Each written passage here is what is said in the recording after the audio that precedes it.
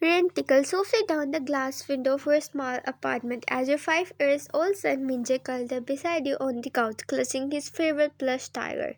You gently tucked a blanket around his legs as his sleepy eyes blinked at the cartoon playing on TV. Your hand brushed his soft brown curls, the same ones his father had. A bittersweet smile crossed your lips. Yoma, he yawned. Will you pick me up early tomorrow from school? Of course, sweetheart, he said softly, kissing his forehead. I will always be there, but tomorrow was going to be a long day. You had just gotten a new job, a desperate mayor after months of searching. And the irony was cruel. You would be working at John Corporation under CEO John Jungkook. Your ex-boyfriend, the man who broke you 3 years ago. The man who didn't know he had a son. Flashback 6 years ago. You and Jungkook had been inseparable. He was not a CEO then, just a passionate man with big dreams and even bigger ambition. You supported him through everything, even when he missed dinner days to attend investor meetings. But success changed him. He became cold, distanced, always busy. The warmth in his eyes slowly died. And then one night, in the middle of a thunderstorm, he ended things without a clear reason. Let's break a wine, he had said flatly, no meeting your eyes. I don't love you anymore. I don't love you anymore. You had begged him to tell you the truth. You had screamed and cried, but he remained silent and cold. And the next day he was gone. He found out you were a week later.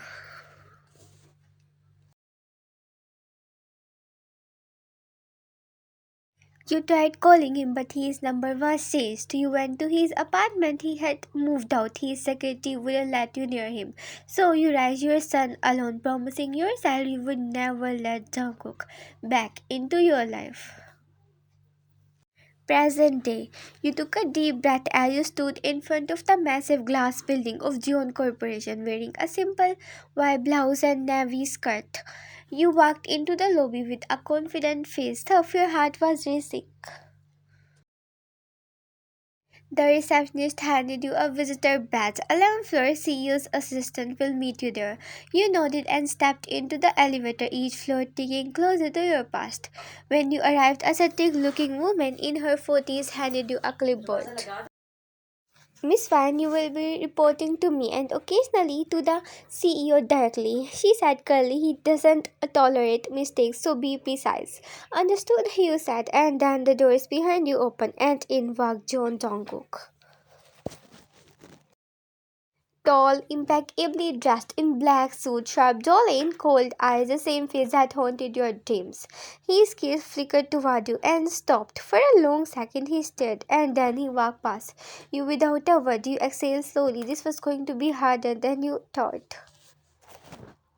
The first meeting. You sat in a conference room with other employees, taking notes during a product briefing. Jungwoo stood at the front flipping through slides, explaining the upcoming merger. His voice was calm, controlled, and powerful. But once, just once, his eyes met yours, and for a flicker of second, something shifted in his expressions. Confusion, maybe even guilt, but it was gone too quickly. After the meeting, as you gather your files, his voice called out. Miss Vine, my office now. Your finger froze. The room went silent. Everyone stared. You followed him upstairs. The moment the door shut, he turned. What are you doing here? He asked, tone sharp. I'm working, he replied, voice even. Like everyone else. I didn't hire you. Your HR did. I didn't ask for special treatment. He's clenched. Is this some kind of game? Game? You laugh bitterly. No, Jungkook. I don't have time for games. I have responsibilities now. He paused, something flickering in his gaze again. You look different. So do you, colder? He didn't reply. Don't worry, you said quietly. I don't want anything from you. And you walked out, leaving him alone in the silence. 3 weeks later, you had to bring Minjay to the office after school. His babysitter had cancelled last minute and you couldn't afford to miss a meeting. Sweetheart, just stay here in the lounge and color, okay? You whispered to Minjay, holding him crayons and a sketch pad.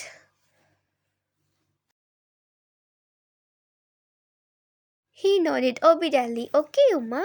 You kissed his forehead and rushed into the meeting room, but Faith had other plans. Jung walked out of his office minutes later, phone to his ear when he saw the small boy sitting in the lounge area, legs dangling off the chair, dying. He frowned. Hey, he said sharply, what are you doing here? This is a workplace, not a daycare. Minjay flinched, his eyes widened. I am waiting for my mom. I don't care. Jungo snapped. Who let you in here? This is not a playground. Minjay stood up, voice trembling. I am sorry. I will be quiet. Go wait outside or tell your mother to pick you up. You can't loiter here. Tears welled in Minjay's eyes. Please don't shout. I'm sorry. And just then the conference door opened. You stepped out and froze. Minjay, your voice broke through the hallway. You ran toward him and scooped him in your arms. Baby, are you okay? He clung to you, shaking. He shouted at me. You turned furious. Jungkook, what the hell? His eyes narrowed. You know him? Your voice trembled. He's my son. Silence. He stirred. Your son? You nodded. Yes, the one you just yelled at for sitting quietly. He looked at Minjay, then back at you. You have a kid? You meet his eyes calm but bay inside. Yes. He took a step forward, his voice suddenly lower. How old is he? You didn't answer.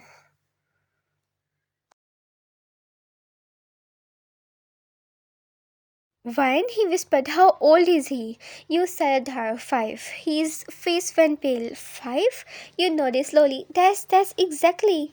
He stared at Minjay again, the brown eyes, the nose, the jawline. Just like his. He started back, his breath catching. Is he mine? To be continued.